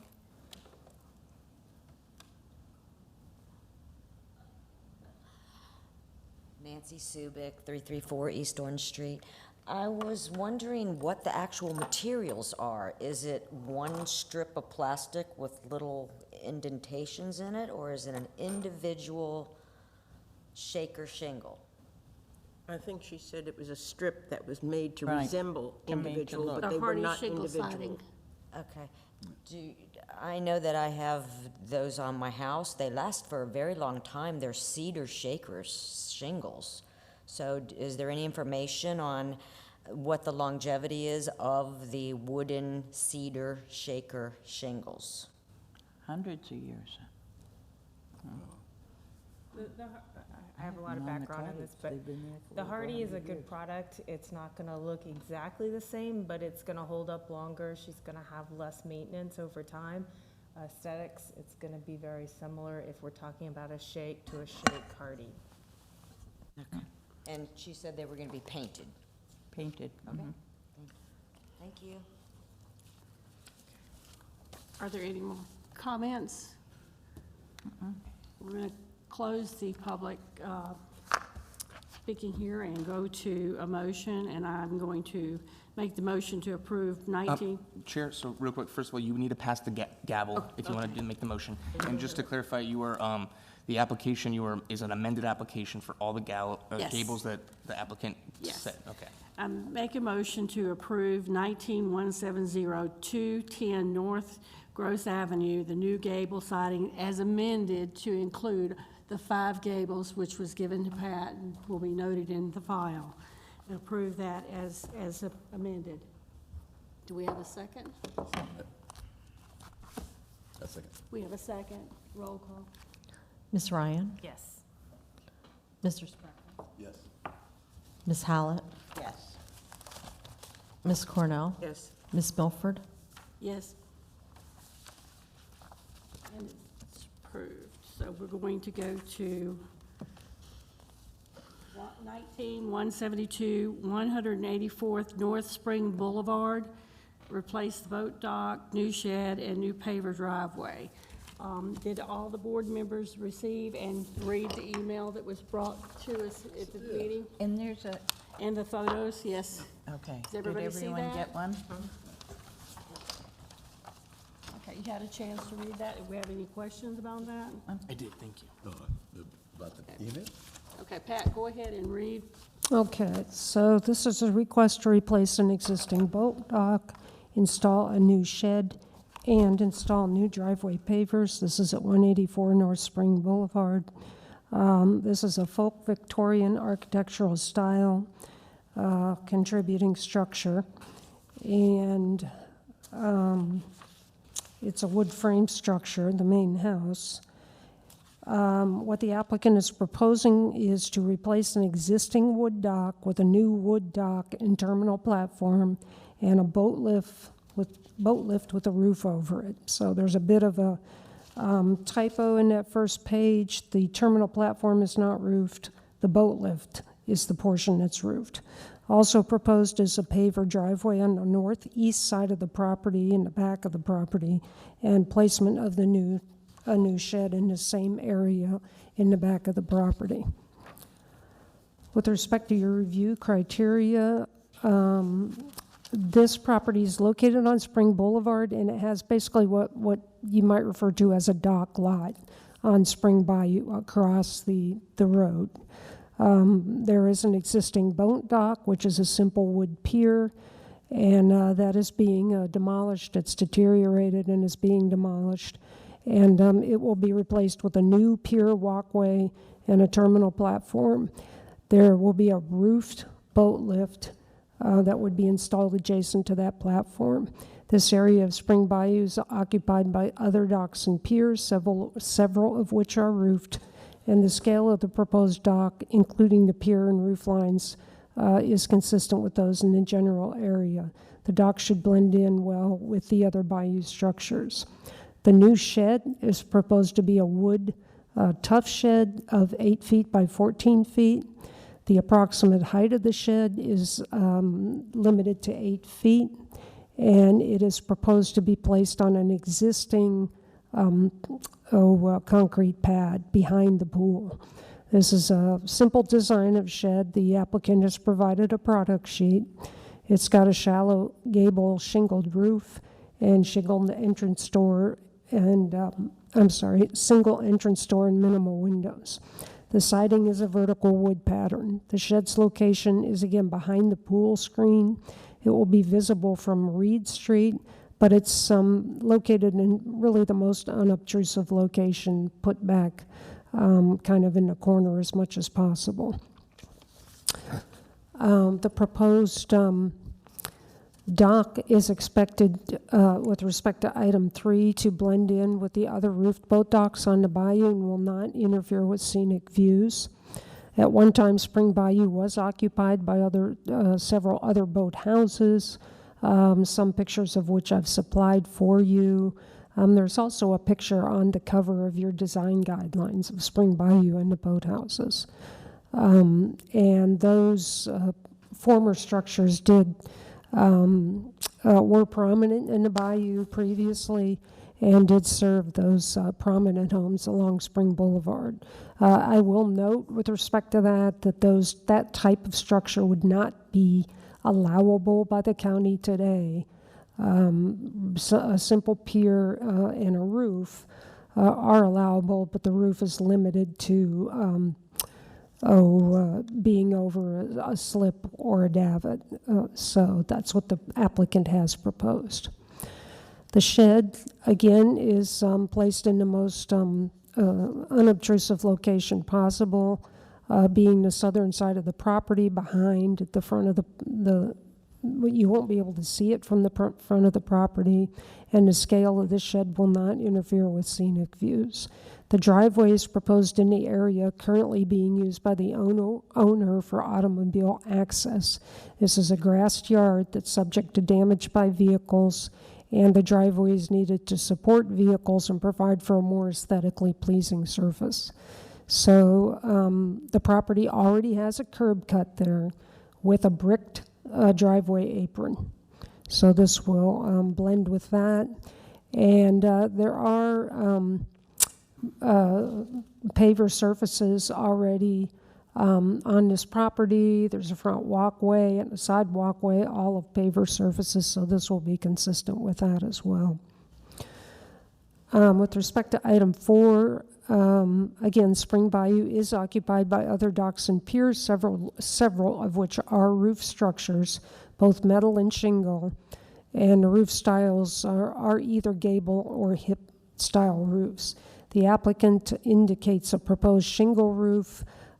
Since this report was written, the applicant did provide drawings which were added to your packet showing a hip roof style. Either are acceptable, so that's what they're showing. The shed features a shallow, again, gabled shingle roof. And it does not interfere with other existing structures or roof lines in the area.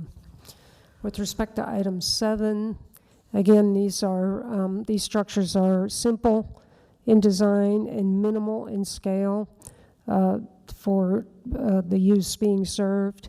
Both have shingled roofs, and the product sheet for the proposed pavers is also included in your packet.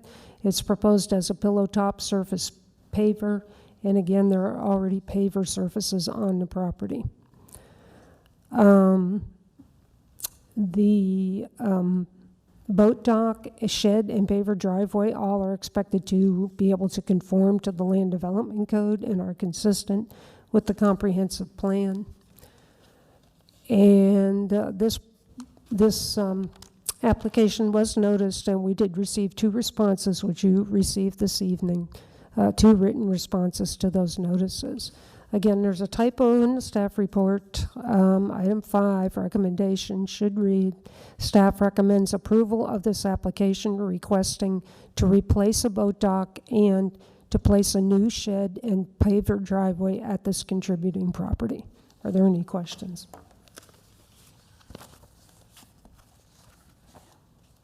I have a question. There are 3 parts to this application, 3 different things. Yes. Do we vote on the whole package, or do we vote on them separately? The whole package. The whole package. Mm-hmm. I've got a question too, on the one email, the first email. They're talking about property lines and drainage and stuff like that. That's not in our purview, is it? No, it isn't. All that can be addressed at the time of building permit. Okay, okay. Okay, would the applicant like to come forward, speak on this application?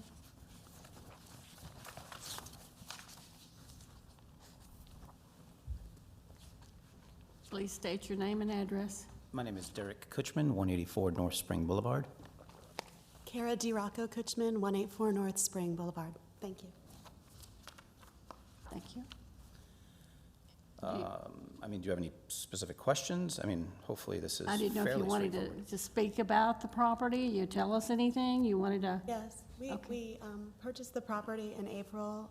We love it so much, and the city had actually had the previous owners that were non-compliant in the dock. It was a nuisance and a danger to the public, so we want to do what we can to replace it. And we do want to just add a very simple roof line to it, consistent with the properties around us.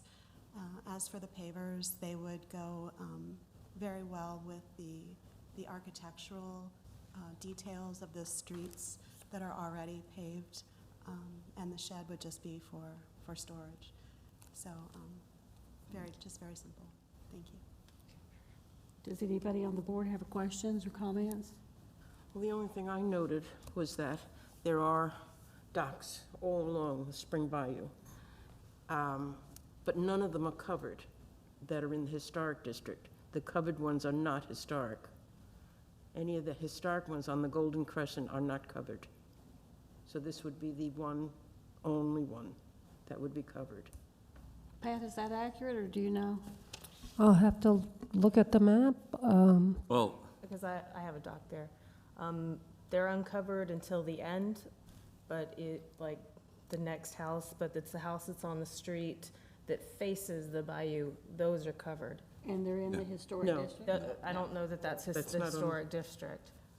No, the covered ones are not in the historic district.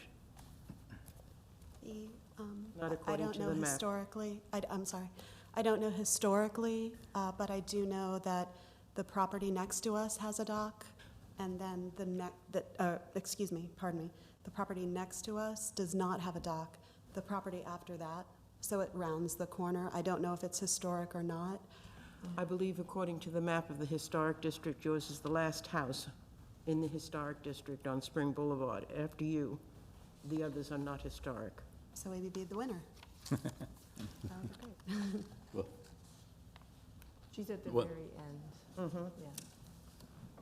one thing I'd just like to point out is, of course, currently, there's no docks with any roofs or lifts in the interior of the interior section of Spring Bayou.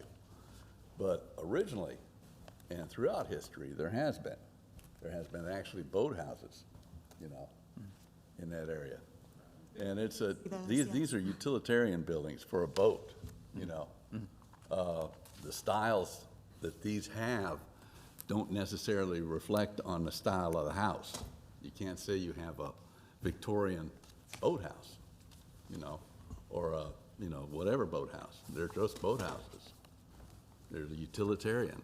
They're supposed to protect a boat. And that's all. I just want to point that out. I'm working on answering the other question. Unfortunately, my Okay. guidelines is missing its map, so I apologize for that. 2 of the houses in the historic district have boat lifts. None of them have houses.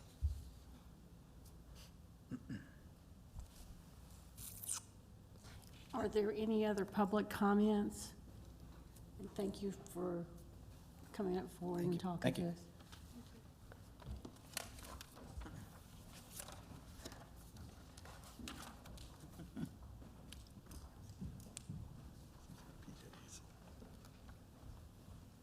Hi, my name is Terry Jones. I'm at 208 North Spring Boulevard, the Pappas House.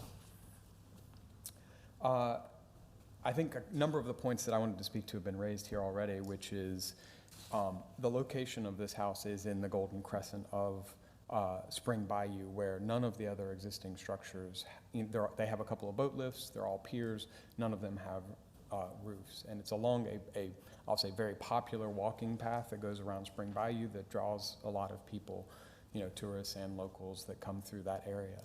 So, allowing a boat dock with a roof in this area would be inconsistent with the other current docks in the area. I know historically they've had gigantic boat houses, but that was back in the 20s and sort of what's being proposed here is not consistent with what was done back in the 20s. It's more of a modern style, you know, open on the sides with a roof, sorry. That, you know, if somebody walking along that path, it's going to block a view from, you know, from the people walking along that path, you know, out into Spring Bayou and over to Craig Park, which is, I think, you know, a draw and one of the reasons why, you know, the city has focused on, you know, protecting this part of Spring Bayou. I think a question was raised whether or not this is in the historic district. The other houses, they're on, I think it's Central Avenue or Central Court, I forget what the actual designation is, which is the piece of land that goes out and fronts Craig Park. That's outside the historic district. Several of them do have roofs and have an open style, but again, that's outside of the historic district, so they probably didn't have to come to you guys in the first place for approval. The real concern is, you know, nobody else has, you know, several people have redone their docks. There's several new docks that have been done, one even recently, and none of them have put in roofs. And I think, you know, that would alter the character of what's going on in that section of Spring Bayou. You know, it's everything's, you know, sort of like the private property that's along the bayou, which I'll say, you know, is all the piers, are fairly minimalistic. You know, they have small piers. You know, they have gates in front of the pier so nobody can go out on them, but it doesn't obtrude, you know, it doesn't intrude on the people coming to see the manatees, seeing Craig Park, walking along the bayou and exercising and seeing the homes that sit along the side. And by doing, you know, by allowing this dock to come in with a roof structure, I don't have a problem with the dock or the boat lift or anything else, but with the roof structure, you know, maybe the next person that comes in is going to ask for that. Then the next person is going to ask for that. And then maybe we have 10 docks that have roof structures on top of the boat lifts that then, you know, now you don't have an open space looking over to Craig Park or where people can see the manatees. It looks like there's a bunch of private boat docks that line, you know, this Golden Crescent section of Spring Bayou. Thank you. Thank you.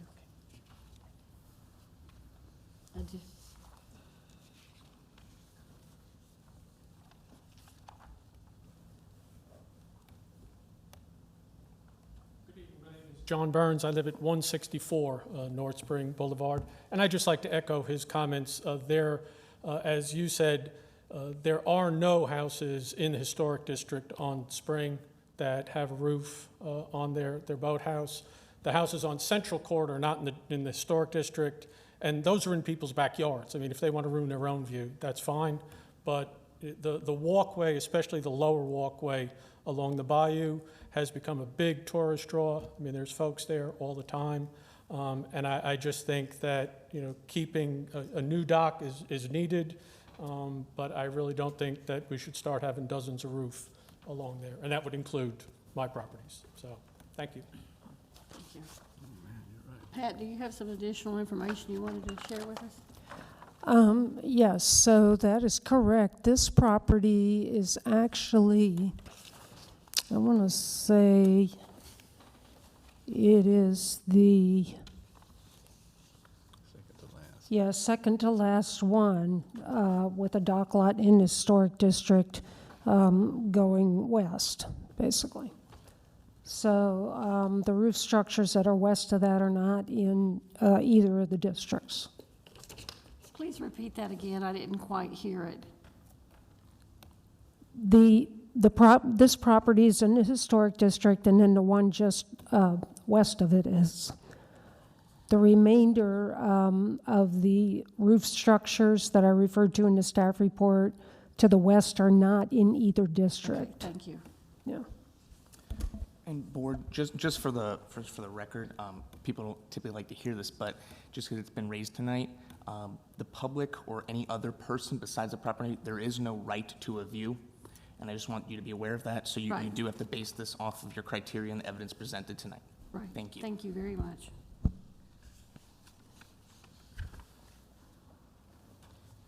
Does any of the board have any questions or comments they'd like to make? And the applicant, if the applicant would like to come up one more time before your vote, they do have the right to just, you don't need to, I just want to let you know you can.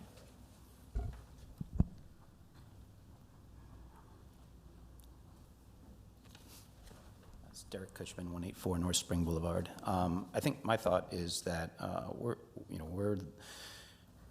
when I'm just thinking about the roof is going to be above the head line. People that are walking down there, I don't feel that the roof is necessarily going to block their view to anything. If anything, it's going to block our view from our porch, which we live on, and look out there nonstop.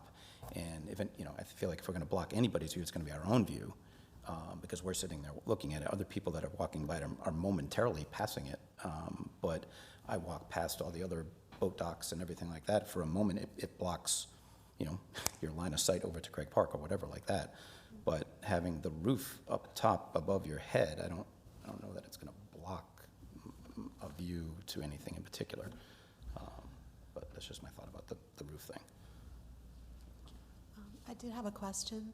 When you're voting in totality, would that be a yes or a no for everything, or would, okay, so it would be, I'm just curious. Yes, yes, it's everything that you applied for, it's a yes or a no, unless you would like to amend your application right now. So basically I was saying, so, if one thing was yes, it's all yes. If it's no, it's all no. Correct, because that's how it is. Unless you amend that application. Right, but the way you, and correct me if I'm wrong with how the application is, it's for 3 separate items, or 3 items, it's one application for everything. It is one application. I mean, if you voted to approve it with conditions, or if they amend it, then there could be some modification to exactly what they asked for. Okay. And I will add, I would like to add some more information. And that is, the dock, your guidelines do not address docks at all. Your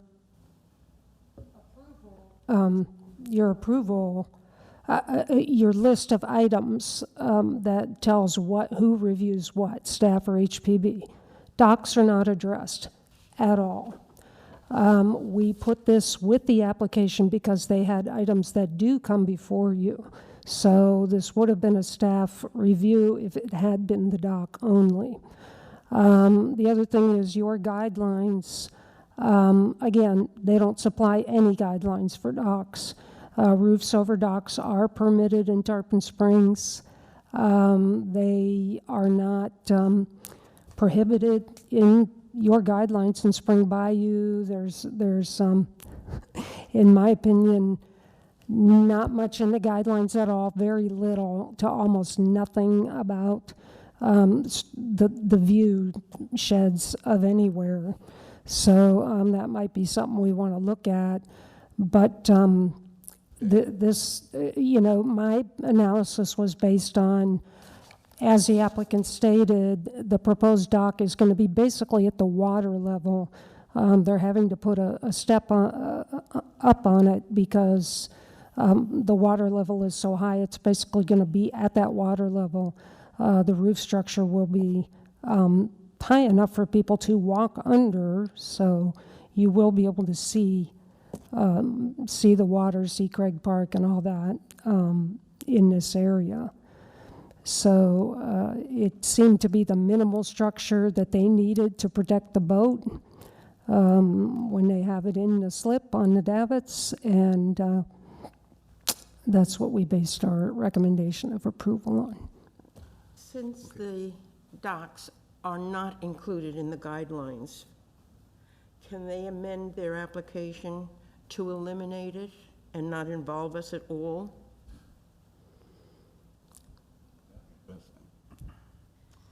Well, if it's not in our guidelines. Why are we presented with it if it's not in our guidelines? Well, because I put it in there. They asked for 3 things, and I thought you'd want to see all 3. We could have split it up into 2 applications, but we thought it would be quicker and easier for them. Hindsight's 20/20. I guess it's not. Seemed like a pretty basic request. It's a dock lot, and they're asking for a dock. So that's why it was included. If you want them to, I suppose if you want them to withdraw the boat dock, amend their application to delete that and apply for it under separate cover, it would be a staff review. Would they have to apply to us for that, or can they just go and get a permit? Yeah, just go to building. It's in the historic district, so they have to get, Have to get it they from have to us. get Okay. historic approval, whether it's staff level or board level. Okay. But based on what Pat's saying, since it's not, there is no clear guidelines that we can deny or approve the dock that way, I don't see why it's an issue. I mean, I would say approve it. I mean, I don't see where we would have any reason to do that, to deny that. If I'm understanding your question correctly, you can still vote on this and you can approve it. That's not a violation. Okay, so we could do it either way. Correct, Okay. yes. Approve it without a, That's what I Without was a- saying, we could, right? So, you would have to do something, because their application is for the dock, the pavers, and was it three separate things? Three the separate things, shed. but it's all one thing. So you could approve it, but condition it? Is that what you're saying? Sure. Approve and condition? I think so. You I'm could. trying to guess what you're voting for, so it's hard to figure out Some and of answer your us, question. some of us but- vote for approve it just like it is, and others are saying, no, we don't want to approve it as well, it is. it doesn't say replace a dock with a roof. It just says replace a dock, a boat dock. The Right, but application. I mean, the application and staff report describe It the does project, it which does includes describe- a roof, yeah. Yeah. Okay. But without guidelines, I mean, we can't say, Well, okay, so, that's our so, opinion at that point, right? yeah, so it is, That's what I think. it is an accessory structure. I mean, you know, it's, your purview is to look, is to review the look of this thing, the scale of it. The views are in your purview for this Spring Bayou area. You know, that's what you're looking at, whether they can have, they can have a dock, okay? So you wouldn't be able to deny them water access. Right. I mean, that's going beyond. You can review the look of it and the scale of it in the context of the historic district, just like you do the shed or any other accessory structure. We do have 3 people that have opposed it from the postcards. Do you have a question with that? It's your decision. Yeah. Okay. Can we, do we just ignore what these 3 people are? No, so you're, as a board, you have to make a decision based on all the evidence that was presented. Okay. So the staff has presented evidence, the applicant has presented evidence, and then the gentlemen that have come up have presented testimony. So you are sitting as a quasi-judicial board, weighing all the evidence to give a decision. Right, and we Okay, all so- heard the public comment. You all heard the public comment. My feeling is that it centers mostly on views, not on the structure itself. If I've misstated anything, you guys can correct me. Yes, Okay. it seems- Go ahead. Okay, the roof seems to be the main bone of contention. Okay, we're not saying anything about I don't hear too much about the dock or not having a dock or something like this, it's the roof. Okay. Can you amend, You'd have to make a motion that you wanted it approved but amended, correct? yeah. Amend what? Oh, 'Cause you- but can they amend it to remove the roof If they wanted if they to. wanted to? Yes, Okay. and that's in their purview, but just to let them know, you don't have to. You have applied for this, and so I don't want everyone to know with their rights. And they can say, I want to vote on it as it is Correct. written. Okay, yeah, but the thing that's got me confused really is the dock itself, okay? Okay, I see where we are involved with everything else, but the dock seems different. Okay, it's maritime, it's not really part of the house. It doesn't affect the house. So why do we have to vote on that at all as a historical society? I think Pat addressed that earlier with docks. Run that You- by me one more time. Yeah, it's a structure being built in the historic district. So somebody has to address it under Article 7 of your code, whether it's a staff level review or a board level review. Oh, okay. Yeah. How do you distinguish between the two? There's a table in your code that tells what staff reviews and what the board reviews. Docks are not on that table. Docks are not on that table for either one, or For just- either one. Okay, so They're not on the table at all, and they're not in your design guidelines at Why all. it came here with that? Well, it came here because of the other two. Again, I included it with everything that does come before you. Again, if it were a dock alone, it would have been a staff level review. We would have defaulted to staff level. Does anyone want to make a motion on this, whether approve or deny? Or do we, No, I just want to make, I wasn't sure if public comment was closed or if anyone else. any more public comments? Public comments are closed. Okay, great. Does anyone want to make a motion either way? I move that we accept the,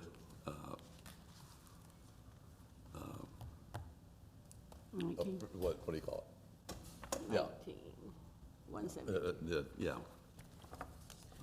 27172 for 184. No, 184 North Spring Street to be approved with their work and the dock. So as submitted, so, yeah, okay. I recommend it being approved. Do we have a second? I'll second it. Roll call. Ms. Ryan, Yes. Mr. Sprecher, Yes. Ms. Hallett, Yes. Ms. Cornell, Yes.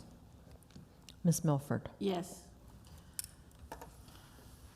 Okay, you have been approved. Get your permits, whatever else you need, and go ahead.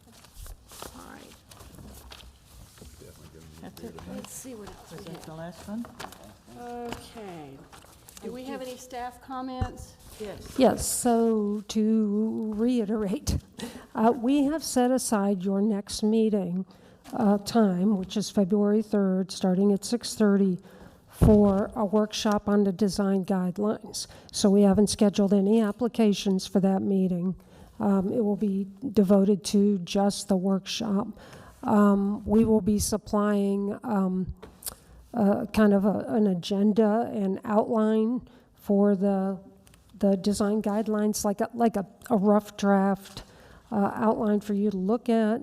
In the meantime, if you, I'll be sending an email with pointing out where the resources are on the website, which is the design guidelines, the city's historic survey report, and of course the master site file, and the map of the district. So if there are, so I will be sending this email tomorrow morning, and I have an email list of the interested citizens. I don't know if you guys remember, we were compiling emails of interested citizens, past board members, and this board, and also the Planning and Zoning Board is included because we'll be looking at Article 7 in the Land Development Code, so they're involved in that.